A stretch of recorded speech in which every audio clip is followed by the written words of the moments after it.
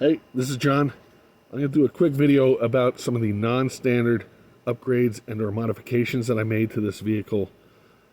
And the primary reason for that was, excuse me, because, well, long story short, my wife wanted to be able to drive the vehicle. And so there could be no BS with regards to how the thing ran or started or any of that. It had to be bulletproof and reliable from day one. That's the primary reason for a lot of the stuff I'm about to describe to you.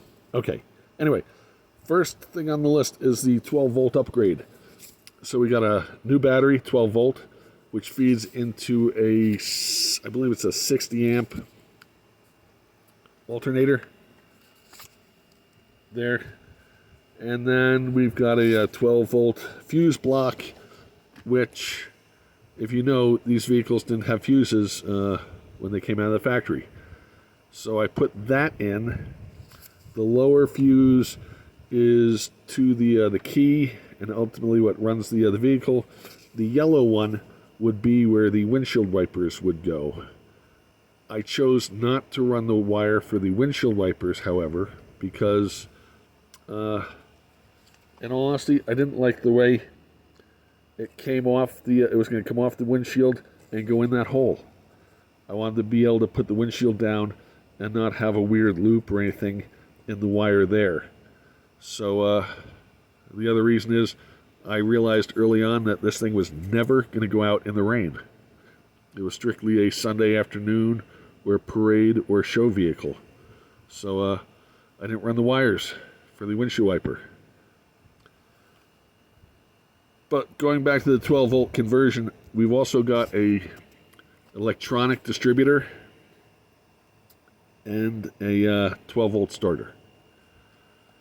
So that's it for back here. There, I've got worn hubs. And that's because I didn't want, I'm primarily driving this thing around town, or here we are, we're a quarter of a mile from the road on our property. That's why the tires are all dusty, but I'm not four-wheeling in this thing. I had zero interest in going that direction with this vehicle. So I didn't want to put the wear and tear on the front end by driving it in on the roads. Subsequently, the worn hubs allow me to remove the front end from the movement of the vehicle. Then going around to the side, we've got, as I said, the wiper motors. They're new and intact, obviously, but they're not hooked up for reasons that I just explained. You've got a complete, let me step back here. There, you should be able to see it. Well, there. So, you've got VDO aircraft grade gauges. The one thing that sticks out most of all should be that 0 to 4,000 RPM tachometer. And I put that in there because, again, my wife was driving a 4-cylinder Honda, and she, that revs a little higher than this thing was. So I wanted to be able to discuss with her what the sweet spot was for driving this thing and have that be something that you could look down at and verify. In the write-up, you'll note that it mentions that the gas gauge is not accurate. It's accurate, but it just reads completely backwards, meaning when it's full, it's empty, and when it shows empty, it's full. And that's because it's a VDO gas gauge and I guess I got the sending unit from Kaiser Willys. It's a Willys gauge sending unit. The ohms between the two are mismatched, and I believe that the gas gauge reads from 80 to 0, and the sending unit reads from 0 up to 80. So that's why it reads completely ass backwards. The speedometer, I mentioned in one of the other videos where I talk about the history of the engine, the speedometer currently reads 197 miles. That's what's on this engine. However, the body, and I've got the original speedometer, the body shows 32,000 miles. So between the old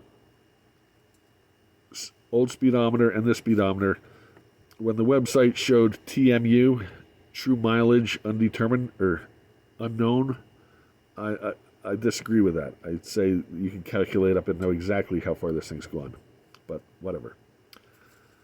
Yay, it's got an overdrive, and that overdrive unit really comes in handy with regards to RPM management and going down the road and mileage and all that sort of stuff. Now, it didn't come standard with that overdrive, and so one of the things that I did was I omitted putting the rubber boot on those shift levers. When you buy the vehicle, you'll be provided with the rubber boot and the little metal ring and all that sort of stuff. I did not put that on, however, because I wanted to be able to visually look and inspect the linkage for the overdrive during the course of maintaining the vehicle. Let me check. Okay, so the one last thing I'll mention is that it's got a Patterson 500 turn signal. These things did not come out of the factory with turn signals. They came out of the factory with one light that I guess was the brake light, and that would have been that one, and basically it was a brake light and a driving light that illuminated the license plate. So now it's got the all metal. The Patterson 500 is an all metal turn signal as opposed to some of the chromy ones that are plastic. It's got an all metal turn signal, and it's been wired for brake lights and turn signals. So those are the modifications that I made and the logic behind them. If you have any questions about that, let me know. We'll talk to you later. John out.